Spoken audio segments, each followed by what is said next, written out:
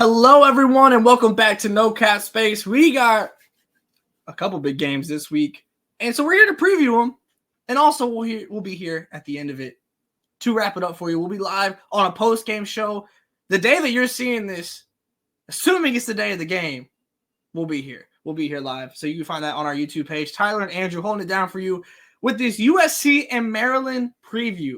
Really kind of the first major Big Ten game in the history of USC. Obviously, they played Michigan without Silas Sword, so that one kind of it was still a close game, but ultimately ended up blowing them out. But obviously, this is the first high-ranked matchup for USC, and a game really for Maryland. I feel like to kind of prove it in a way. Obviously, they beat Duke earlier in the season. They get a good win over Michigan State in Iowa, but they still haven't had that real kind of top tier name brand win so far this season to kind of, I feel like, establish themselves in the heavy national discourse in that way. So I'm interested in seeing now what comes of this game. Andrew, I think I kind of want to start off with Maryland, if you don't mind, because this team is one that is, I feel like, much more well-rounded and kind of spread out than years past. And I know that they're a team that have intrigued you as well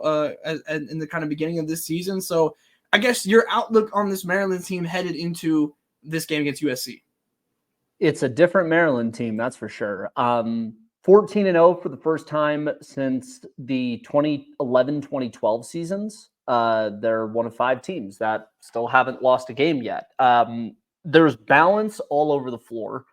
I think the one knock that we've had on Maryland for a while, especially over the last year or two, is the fact that they don't have size. And this year they got size. Ali Kubek, Christina Dalsey, Sailor Poffenbarger, you get 6'2", 6'3", kind of all over the floor. And that to me is a huge, huge component. If you manage to win this game, you tell the world a lot about what your possibility is of going deep into the tournament come March, come April. And they've honestly, they've risen to the bell on more than a few occasions already, beating Duke, beating Michigan State, beating Iowa. But this is the first Elite 8+ team that they're seeing. And I think how this game goes is going to do a lot in telling the world where they are and how good they're going to be. The big question, obviously, how do you manage to handle JuJu Watkins? And there is a variety of people you can throw at her. The coaching battle between Brenda Frese and Lindsay Gottlieb is going to be phenomenal. And I'm really excited to see the battle between Cheyenne Sellers, particularly, and JuJu, and who comes out kind of looking better at the end of the game on each end. What do you have?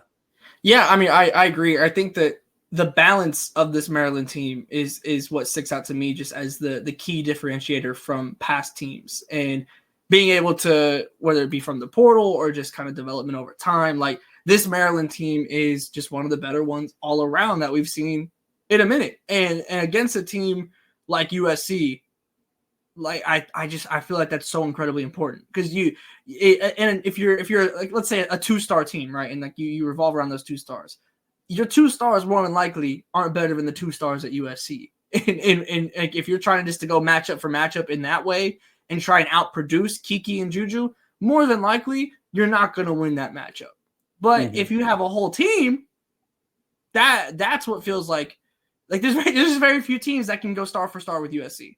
But when it comes to being a team and being able to play well-rounded, and when one thing's not working, you have other things to try, I feel like that is a bit more the build of Maryland. And honestly, kind of just what I feel might be required in games against USC this season. Obviously, Notre Dame in that game against USC, they are able to go star for star. They're one of the very few teams that are capable of doing that. But also, the players around the stars really showed up in that game as well. So, even though the stars kind of negated in a way the USC stars, it was still the other players surrounding those that took Notre Dame over the top in that game to me.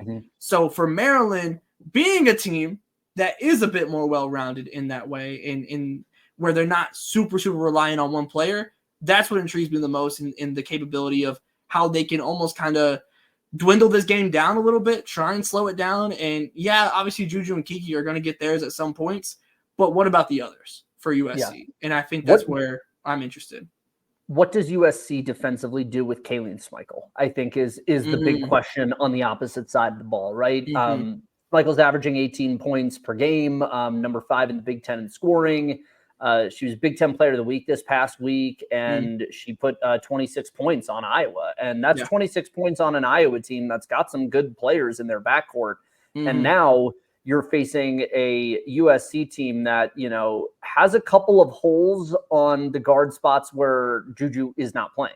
And I don't mean holes as in like they're net zeros, but like it's people like Kennedy Smith and Kaylee Heckel who are young, you know, Talia von Oelhoffen, who when it's between her and JuJu, like they hunt TVO. So there's guards that are going to have to step up and scenarios in which I feel like Brenda Frese is going to throw people at those other guards and say, try and stop us on the other side there.